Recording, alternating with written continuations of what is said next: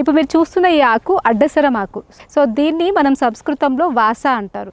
So ఇది రక్తానికి సంబంధించినటువంటి ప్రాబ్లంలో చాలా వరకు వాడతారు. సో వాడుక భాషలో అయితే చాలామందికి దగ్గు, జలుబు అట్లాంటివి ఉన్నప్పుడు ఇది ఒక ఆకు. సో ఒక ఆకు దీన్ని తీసుకొని ఒక ఆకును మామూలుగా దంచేసి దాంట్లో ఒక 2 మిరియాలు, 2 పిప్పళ్ళు, చిన్న శొంఠి ముక్క కూడా వేసి దంచేసి ఒక 4 కప్పులు అయ్యేటట్టుగా పరగబెట్టుకొని తాగుతూ ఉన్నట్టయితే దగ్గు, జలుబు, జ్వరము ఇవన్నీ కూడా తగ్గుతాయి. చిన్నపిల్లల్లో బాగా కఫం పేరుకుపోయి నంజు అంటాం కదా, అది బాగా ఎక్కువ వస్తున్నప్పుడు ఇది కొంచెం చేదుగా ఉంటుంది. సో జ్వరంలో అయినా అలాంటి దగ్గు, జలుబు ప్రాబ్లమ్స్లో అయినా కూడా దీన్ని మనము కషాయంలాగా కాచి ఇచ్చినట్టయితే చాలా బాగా పనిచేస్తుంది.